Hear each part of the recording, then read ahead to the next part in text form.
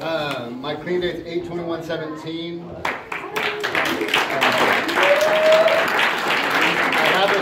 I have a sponsor who has a sponsor who has a sponsor who all work the steps, who are working the traditions. I'm working the steps. I also sponsor people. My sponsees, they work the steps also. Basically, if you don't work the steps, what the fuck are you doing? I cuss, my mom doesn't. So I guess it's a new age. Who collected tags? Anybody still here that collected tags? You did?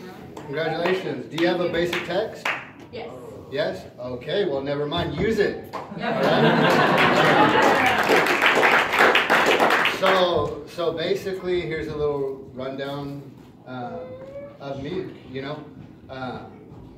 Grew up in Fresno, California, lived there for 32 years. I don't ever want to go back there, you know.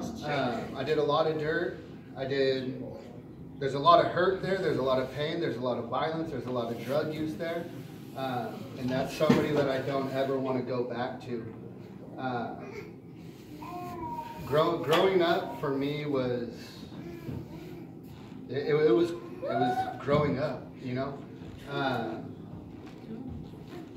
But it was kind of rough at times. I had a dad who was all about the motorcycle world, and then once that was done, my mom's husband was all about the motorcycle world. So I had two guys wanting to always teach me what a man's man was. My dad would teach me how to work, how to show up, how to bust my ass, how to basically everything external. My dad taught me, you know. And then the other father figure was make people fear you, you know. Respect is basically anger and fear driven. That's what I thought for 33 years. So that progressed throughout my entire life. I always fought people. I always made myself bigger than what I was. I was a people pleaser, man. What I figured out now through working the steps is I did all of that in fear that you wouldn't like me. You know, I'm not gonna, one thing I don't, well, I'm not gonna say I don't do, but I don't want to do is, what is that shit called? Battle story, or talk about all this shit that I did. We all know how to be drug dealers. We all know how to use drugs. We all know how to beat up people. We all know how to go to prison. But we don't know how to live a life we're fucking living. I did all of that stuff. I dealt. I got arrested. I beat people up. I've been beat up. So I'll internalize it. You know what I mean? All of that shit that I did my entire life was simply because I felt like I was never fucking good enough. You know, I would win a championship in hockey, but because I was the alternate captain, I wasn't the captain of the team, I wasn't good enough. And nobody instilled that shit in me other than myself. Myself, my entire life has been my worst enemy, you know, because of that fear of somebody not liking me, or because of that fear of somebody not, quote, quote, respecting me. So I started lying to people. I started cheating people. I started cheating on every single girlfriend that I ever had. Because I thought that was a man's man, was however many women you had, that was your status. You know what I mean?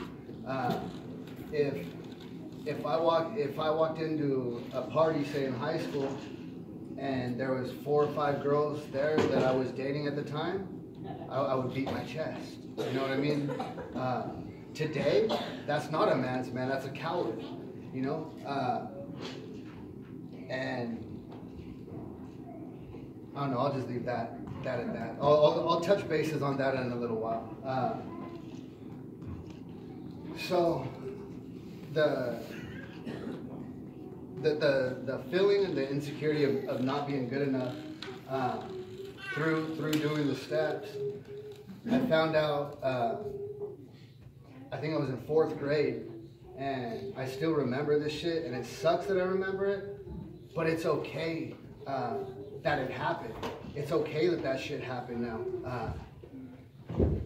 Was school got out, and I was waiting by the tree for my mom to pick me up, and she never came. A couple hours, still nothing. All the kids are gone, and I'm just sitting there by a tree, you know what I mean? That's when all this shit kind of began with me of not feeling fucking good enough. Because I felt alone, you know? That's when the shit really hit the fan with me having to put on different masks all the time of I'm okay. My famous quote to anybody is, I'm good, you know?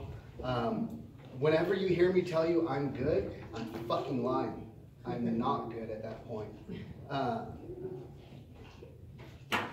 But that's my mask, because if I allow myself to get hurt, I'm gonna get hurt, you know. I basically started my use or this disease started in my life when I was, I think, 12 years old, at a hockey tournament. I played hockey my whole life.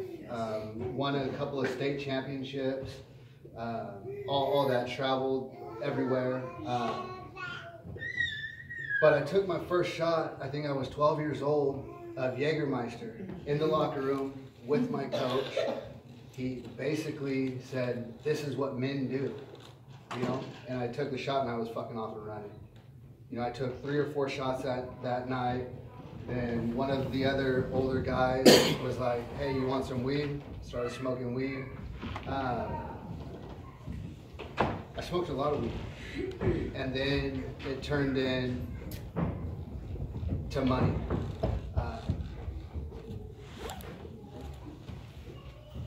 I thought, once again, that insecurity of not being good enough, not liking me, I had to have something that people wanted, and I knew it wasn't me. You know what I mean? Nobody wanted me, but they wanted what I fucking had, right? So I started the whole dealing game, and that lasted a lot of years. The one time that I felt like shit about my life was when my dad looked at me, and my dad had never seen the movie Blow. But he looked at me and said, because I had a really big, really expensive watch, and he looked at me and he goes, son, I know how you're getting your money. I don't care. I don't think that that's what you want to be doing, and I know that you shouldn't be doing that. And I just want to let you know, if you go to prison, I'm not visiting you. I still love you, but I just want you to know that, you know? And that shit kind of stung, but I couldn't stop, you know? The money to me was my mask. If any girl that I was ever with, I'm a real codependent motherfucker, like really bad. So I would find the broken girls that had so much shit that they had to have me. So I would buy them this. I'm fixing her. I'm her God now, you know? And today, through the steps, I'm working a really thorough 4-step right now, and it really sucks. Like really sucks. Because I realize all the shit that I did to people to make myself feel better. And it just sucks. And some of the shit is still prominent today in my life. The beauty of that shit is I can put pen to paper, I can identify it, and I can work through it. I don't know where the hell I was going with that. Masks, money, yeah. So I got arrested, did all that. Well, yeah. So in my junior year, things kind of turned. I got expelled from a whole school district for, quote, quote, leading a racial riot on campus because somebody attacked my goalie for hockey. Somebody jumped him. So I go to take care of it, and now all of a sudden there's a bunch of people behind me. I didn't ask for them, but that probably would have been, or could have been, the best thing that happened to me until I gave up and called my sister to move up here. Because I basically, that's when I found my higher power. Even though that only lasted 2 years, a real strong relationship with my higher power, he continued to work through my entire addiction. And here's a couple of ways that he worked through my addiction. I tried suicide. My life was great, cars, all that stuff, and then it was real bad. So instead of asking somebody for help, and instead of saying, I'm hooked on dope, my life's unmanageable, I don't want to fucking live anymore, can somebody help me? There's my pride, there's my ego getting in my way and fucking ruining my life. I tried to take my life, and my gun didn't go off inside of the hotel room that I was in. That was my higher power working in my addiction, saying, no, I have more for you, you know? Another time, I had women working for me when I was out on the streets. So I spent a lot of time in hotels, and one of my women came into the room one time and found me curled up next to the air conditioner with red bumps all over my body. Well, I overdosed. Didn't know that until I got into the room. I thought I had a fucking allergic reaction. Until I woke up 2 days later and somebody had found me, rushed me to the hospital. That's my higher power working in my life, in my addiction, when I had no relationship with him, when I was cursing him, when I wanted absolutely nothing to do with him. He still wanted me. You know, he was still searching me. He was still molding me. I believe for today. So with that being said, one thing I highly recommend, if you're not working the steps, do it. If you don't have a higher power, find one. No matter what it is, your higher power can be totally separate from mine, and it doesn't fucking matter. As long as you have one and you have something that you can go to get your shit out, you know? One thing I did for a lot of years was I just hid all of this stuff, you know? I hid a lot of hurt and pain that I had inside, and I kept it inside, and I was good. You know what I mean?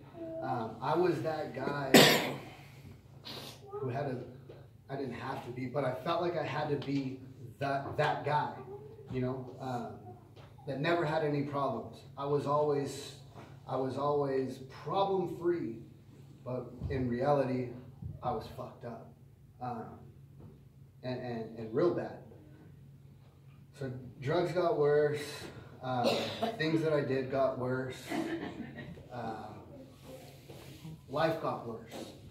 You know, I was so afraid to tell anybody about my problems, even though I knew my mom understood.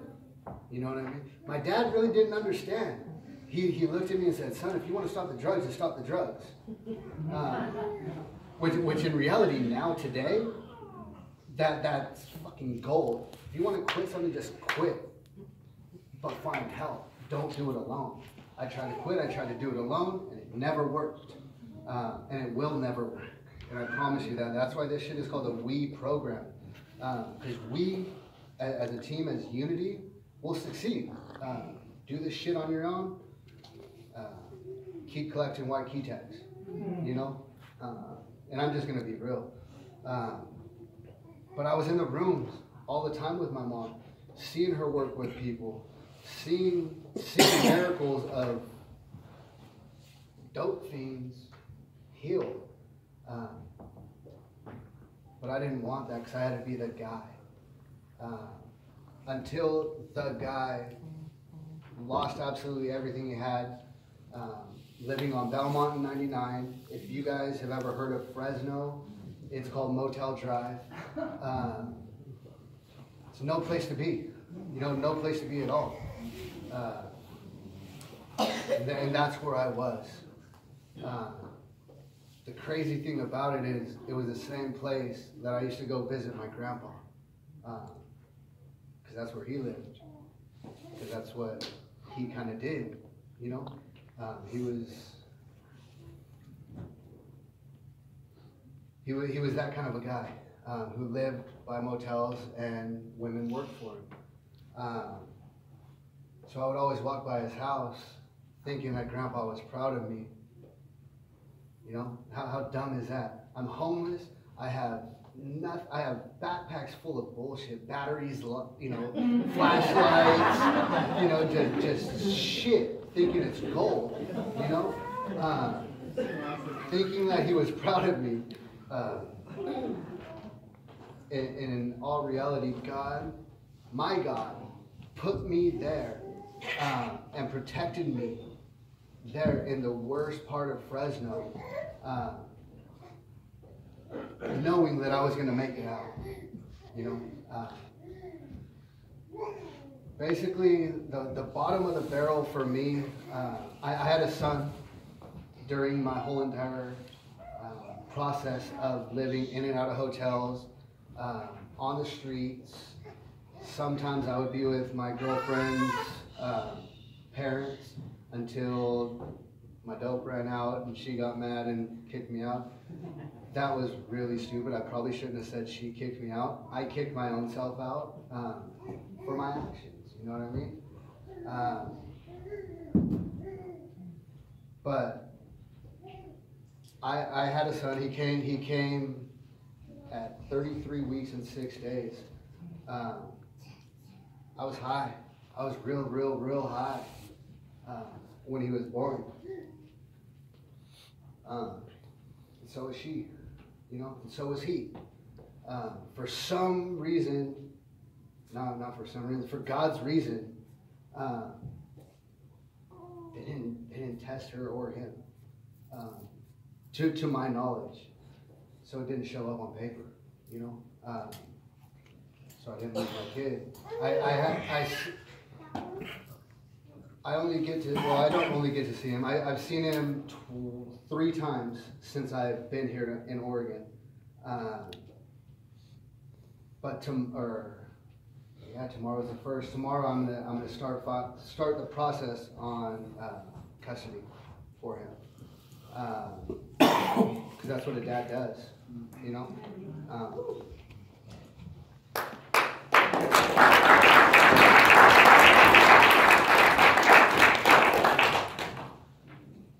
But so I had my son, you know. I lost my first kid in 06. 8 months, or basically, I lost my first kid. I just realized last week when going to pick up my sister from the airport, where a lot of my masks came from. It was from losing my first kid. I didn't think it meant that much to me back then, because right after I lost him, she started cheating, then I started cheating, then here came the I'm good Tim. I was so hurt inside that I had to fucking put on those masks. So then, now's now, I had my kid, but I was never with him, because I thought that running all around town, trying to get little dime bags and 20 sacks for everybody else was more important than being fucking home. But seeing my son's face, I've never put my hands on a woman in my whole life. I never will. I've broken my hands a lot of times from men putting their hands on women and protecting them. But that night, I came really close to doing that and super verbally assaulting her, something that I never fucking do. When my drug addiction was so bad, I ran out of dope. It was basically God saying, okay, dude, you're done, you know? But seeing my son's face look at me and go like this, and I said, go away. About 5 minutes after that, I walked out on the street and I got my phone and I called my sister. And I said, hey, can you call Mom? Well, let's retract that. My mom came into town about a week before. And I said that I was ready to go to Oregon. I was ready to move to Oregon with them. They were kind enough to allow me one last fucking chance. They were the house at the end of the block that I fucked up, that closed their door and said no more. They allowed me one last chance, you know. Here comes the day when I'm gonna get on the plane, you know, to go with my mom back to Oregon. And I said no. You know, after she went, I would have people pick me up on corners where I was staying and let them know, no, you can't know where I'm at right now, but I'll be on the corner. Well, I was at the trap house, and I didn't want them to know that I was homeless, so I was hanging with my friends, but they couldn't know. She knew. You know, now I know that she knew. Yeah, right. But basically, I said I wasn't ready because I have to be there for my son. One of the many millions of excuses that addicts will use not to get clean, not to take that first step. And a week later, I called my sister and said, sis, I'm fucking ready. Can you come and get me? And she said, are you serious? And I said, yeah, you know. What's crazy is she called my ex-fiance, who I totally dirtbagged, big time dirtbagged. She paid for me to get up here, you know. My sister picked me up, she paid for me to get here, and my sister never left my side until I got on that fucking bus. The reason for that is I'm a runner. You know? I had a lot of warrants, I had a lot of bounty hunters pick me up a lot of times because I run, you know, catch me if you can. But I didn't want to run this time. I had to look at my son and say, son, I love you, but I got to do this, I got to go. She tried to talk me into staying, you know, we could do this together. And I finally had enough to where I said, no, we can't. You can do whatever you want to do, but I have to do this. And that was the last day I used dope. That was the last day I drank. Oh, no, it wasn't. I drank a drink of a beer the day that I got here and spit it out and said no. But basically, the day of the eclipse was when I came up here and chose that day to fucking end that shit. I had three or four stipulations to live with my mom up here. One was that I go to meetings. 2 is you work a fucking program. And 3, you get a job and earn a living. So that first night I was at a meeting, I didn't start the steps right away, but I got my first sponsor and went to meetings all the time. I walked to meetings when I had to. I didn't want to. I'm like, my feet are done. I've been walking for too long. But I had to do what the fuck it took to stay clean. Because I never want to go back to that dude I was. I got my first sponsor, worked some steps with him, and realized he wasn't the sponsor for me. For whatever reason, it just didn't work out. So, food for thought. It's okay if somebody doesn't work out for you. I was the kind of guy who was going to stick it out no matter what, because I'm codependent, right? I'm going to fucking break myself down so that I don't hurt your feelings, right? And finally realizing that is a big thing for me. I still tend to do it. Very far and few between now, but I finally learned how to set a boundary. You know, I never knew what a boundary was. Cross my boundary, I hit you. You know, that's about what it was. But now I can say no and feel okay about shit, you know? So I got a sponsor. I let him go, and then I found a new sponsor who works for me. It's crazy because the shit that he goes through or went through, I go through and went through around the same fucking time. It's crazy. His story is really similar to mine. So I feel God has placed somebody that can fully relate, you know, and that I can fully trust with my shit. So if you have a sponsor that you kind of don't trust, kind of get a new one. And I'm not being funny, but this shit right here that we hide in, it needs to come out. If I didn't trust somebody, I'm not gonna tell them the deep, dark, super dark shit. Shit, you might be the FBI, man. That's a little inside joke. I used to think the CIA, FBI, all that shit. You know, trackers in the shoes and all that. But nobody was after me but myself. But working the steps.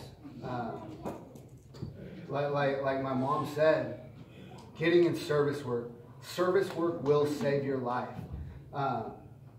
It's not just making coffee, it's not just setting up chairs, it's not just speaking at a meeting, but it's that one fucking reason not to get high that day.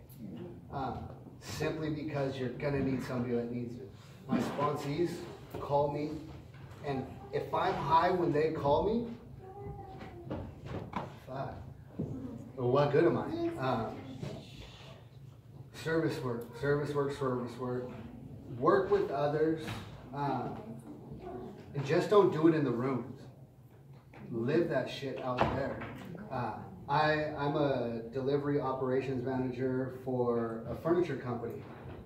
We accept tips, you know, and of course you still have people like us out there still using. And this one day a customer goes to hand me a tip, and it's just a handful of men.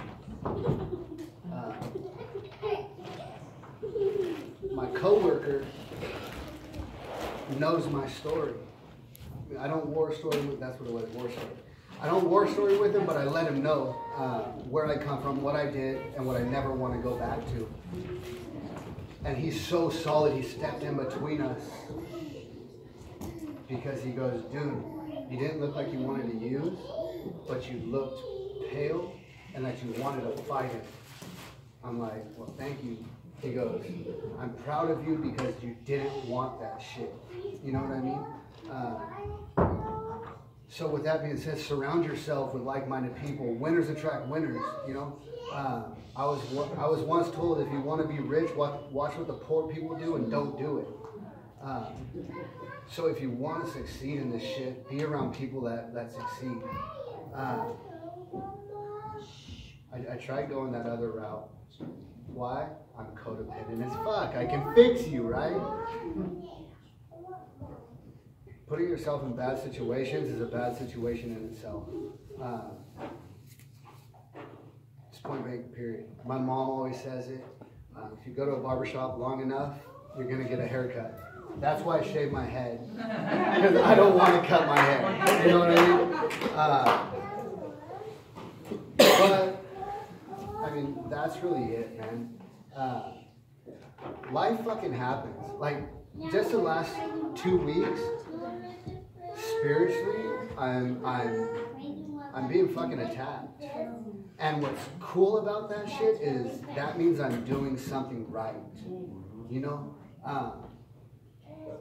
Because if you're not necessarily feeling attacked, but if you're not given that opportunity to give your shit to your higher power, probably just staying stagnant, you know?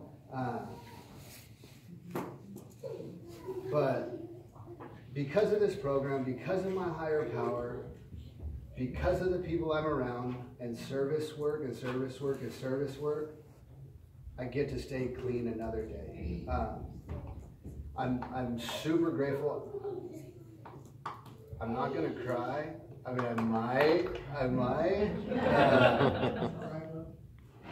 Yeah, but I'm super grateful, man. So full of gratitude that I can do this shit with my mom.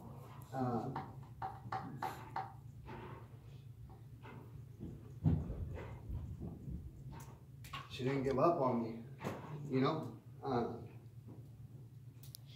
I gave her a lot of reasons to fucking give up on me. A lot. She walked in her house one day and saw quite a few pounds on her dryer. Should have given up on me, you know? Fucking disrespected her. Should have given up on me. But because of her program, she didn't. Because of the mother's love, she didn't, you know? I gave up on myself. My sister didn't give up on me, you know? And she should have given up on me. Cops at her house, people, bounty hunters outside of her house, stalking her house, looking for me. Putting my niece into harm's way, should have given up on me, you know? That's not what family does, I guess, you know? I finally realized that that's not what family is. Family loves you no matter what. We love you till you can love yourself.